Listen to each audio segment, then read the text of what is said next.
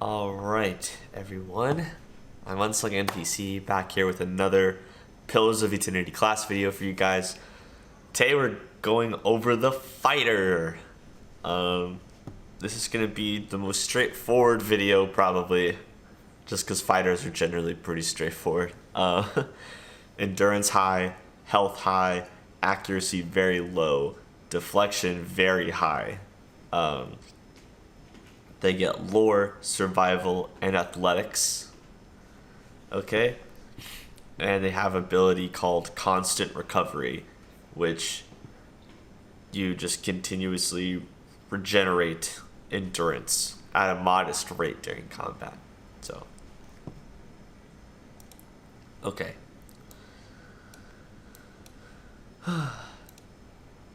Okay. We're gonna go over the talents and the abilities that the fighter can take, and kind of talk about what kind of fighters there are to choose from along the way. So, first thing we're gonna go over is weapon stuff. So, we talked about the weapon focuses. The weapon focus talents that any character can take. Fighters get to expand on that and go into weapon specialization, which, on top of the accuracy they get with a given weapon set, now you get an added 15% damage boost with the given weapon set, which is pretty freaking cool. So let's go over those real quick. First, you have the Ruffian, which is blunderbuss, club, pistol, saber, and stiletto. Then you've got the Peasant, which is the hatchet, hunting bow, quarterstaff, spear, and unarmed.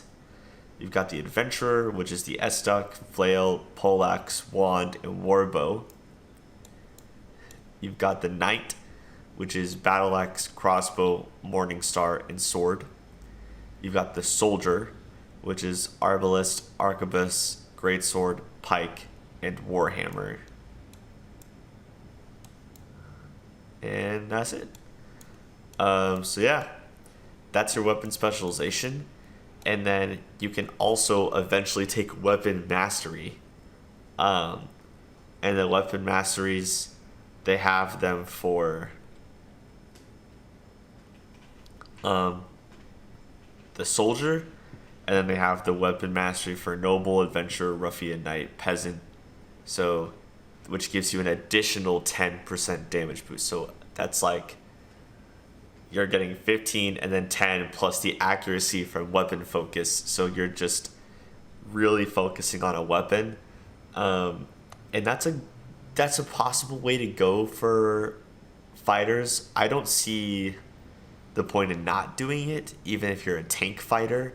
But it is kind of lower on the priority if you're a tank fighter, because tanks aren't here to get hits and do damage. Tanks are here to take hits and take damage. We don't really care if they can hit people. We care if they can get hit lots and lots of times, and take all the hits from everyone else. So, just depends on how you want to build. But, I prefer tank fighters, but the weapon specialization stuff is cool to look at in Pillars of Eternity too. It works a lot differently, but it's up to you guys. So now let's just go over all the other abilities they have. Confident Aim, which gives 20% of grazes converted to hits, and increasing the minimum damage for melee weapons. So that's actually a pretty sweet ability. Doing both of those things in one ability. That's really cool.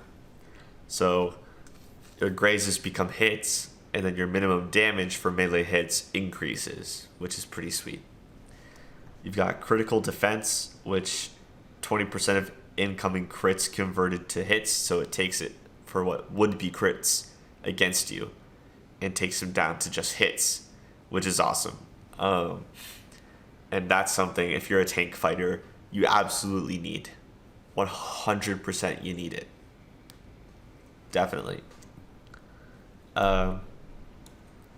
Make sure you're paying attention to these levels of these abilities because this book puts everything out of order. It's so frustrating.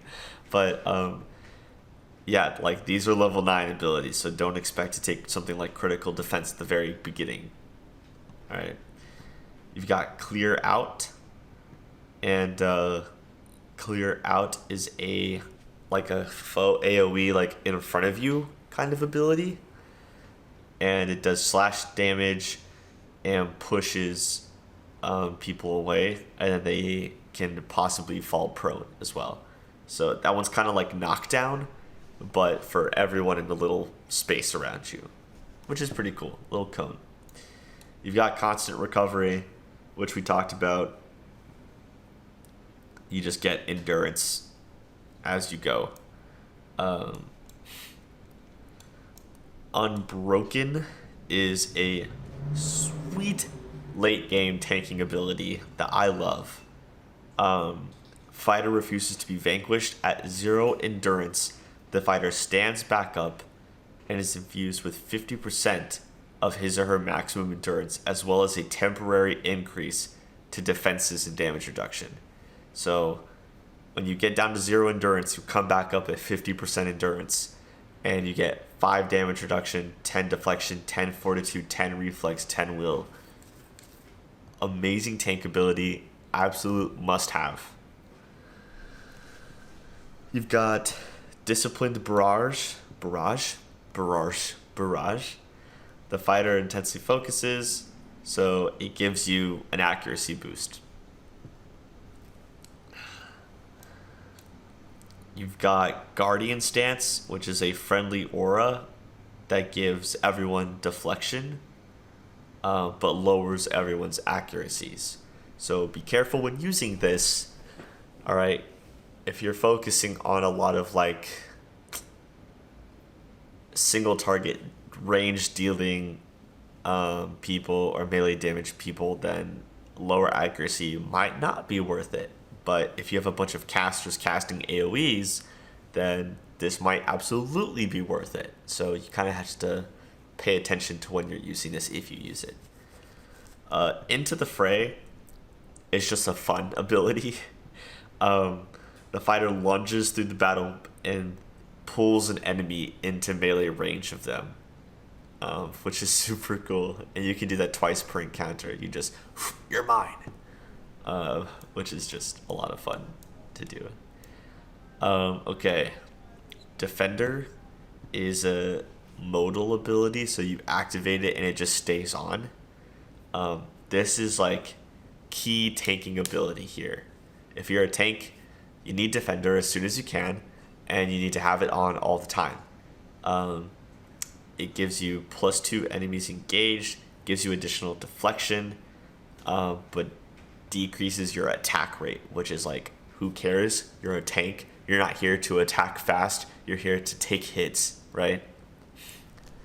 Knockdown is a melee only ability. Super fun ability. Just you knock them down, and it works very often. And you can use it twice per encounter. So super fun. Love the knockdown. Vigorous defense. So this is it's just a once per encounter activated ability. It just gives you +20 to all defenses for a short amount of time. It's a nice little boost if you feel like your tank's kind of getting in a tough spot.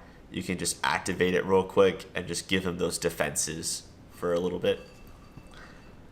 You've got Unbending, which is 50% of damage taken converted to healing over time. This one's a great one, and you get 3 per rest. It's super fun. It saves you. It really does. And you get it pretty, like, level 7's not too late in the game to get this either. If your tank's in a really tough spot, really losing that health, and vigorous defense can't save you, activate Unbending, and your tank's endurance will just start healing. And it's crazy. So that's really cool that they start hitting you and you're just like heal. Super fun ability. Armored Grace gives you less speed penalty when wearing armor, heavier armor. That's nice to have. Just lowers your recovery penalty. That's kind of just, if you want it, take it. If you have the free points and you don't want anything else, take it. I don't really care for it myself, but it's up to you. Okay, talents.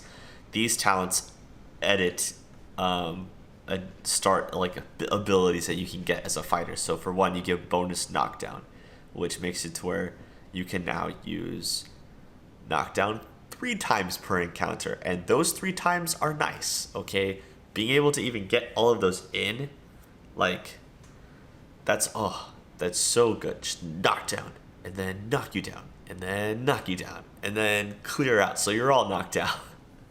That's like having 4 knockdowns in a combat, 3 knockdowns and a clear out, and it's just so good, so good. Rapid recovery makes constant recovery increase, so the rate of it. So constant recovery is +3 endurance per whatever, and this one adds another endurance to it. So now you're getting +4 endurance per thing, per round. So yeah, it's a good one. Wary Defender. This edits Defender, the modal ability here, and it just gives you an additional 10 to all your defenses. So now you get deflection, fortitude, reflex, and will bonuses on top of deflection, enemies engaged, and attack speed, which is super cool. So that makes Defender really awesome. So get Defender, get Wary Defender, get Knockdown, get Bonus Knockdown, get Rapid Recovery. These are all key must-have abilities, in my opinion, for tanking. But you can always build your character however you want.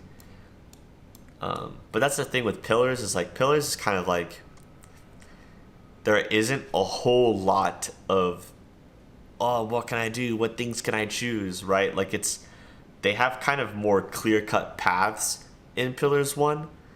Pillars 2 gets crazy, but Pillars 1 is a lot more linear in terms of character progression than other RPG games. But now we're going on to the abilities from White March 1 and White March 2. So the first one you get here is Take the Hilt, which is a friendly aura. 50% of damage taken is redirected to the caster as raw damage. So it basically makes it to where, as your allies are getting hit, you're taking half of that kind of thing. And it's a modal ability. I like this ability. You have to really be careful with it for your tank, because you still need to be able to keep your tank alive. All right. We've got Sundering Blow. Target loses 8 damage reduction. And then your primary attack gains 20% melee damage. So the fighter makes a primary attack that does additional damage and lowers the target's base damage. Okay, so you do a single attack that has a 20% additional damage, and then they lose 8 damage reduction. That's a pretty cool ability. You get 2 of those per encounter as well. I don't think I ever really messed with Sundering Blow all that much with my tank. I just focus on defensive abilities. I didn't have an offensive fighter either, but I feel like for an offensive fighter, this one would be really neat. You've got Charge. Does crush damage to anyone in the path, and you just charge on through. I always take Charge. I don't think I've had a fighter in any CRPG ever that couldn't charge, because charging is just really fun. And you should play games for fun and do things for fun. And then we have Triggered Immunity. This one I always take. It's like the highest level ability. It is also just incredible. They are immune to slash damage for 15 seconds. 15 seconds. If the fighter is hit by damage that does at least 10% of his or her total endurance. Oh, any damage type. Okay, I get it. This was like an example. So basically you use a target triggered immunity and then they hit you for at least 10% of your total endurance. You are now immune to that type of damage for a short duration. That's really neat, and it comes at 2 times per encounter. Being able to use that twice is crazy. That is really, really neat. I dig this a lot. So yeah, those are the White March abilities for fighter, and these are the fighter abilities themselves. If you're gonna be a fighter, you should definitely take a lot of athletic skill, like as much as you can. Maybe even survival on top of that, because survival gets you damage reduction when you camp, and athletics gets you the second wind ability, which gets gets stronger as you level your athletics up. And second wind is super important for barbarians, fighters, monks, anything like that. I would also take, like, there are well, no. So yeah, the defensive abilities here make for great tanks. I have not tried an offensive fighter. I don't know how well it pans out. But if you have done it or have seen it somewhere and it actually works, I would love to hear about it, because I have yet to really make an offensive fighter work in Pillars 1. Pillars 2, offensive fighter, easy. You can make anything in Pillars 2. But in Pillars 1, I just have yet to be able to do anything outside of just being a tank for fighter. But I'd love to hear about it. If anyone else came up with anything good that works for it, that'd be cool to hear. But these are the fighter abilities. They're pretty straightforward. They're pretty linear. But, you know, take what you want, make a fun build, have a fun time. That's all that really matters. So, I am UnsungNPC. Whether you're a new or a veteran player, I hope that this video, was helpful to you, and that you learned something from it that might make you want to try out fighter, build your fighter differently, build your fighter companion in the game differently, however you want to do it. I just hope you can use this information to the best of your abilities. But yeah, thanks for checking out this video, and I will catch you guys in the next one.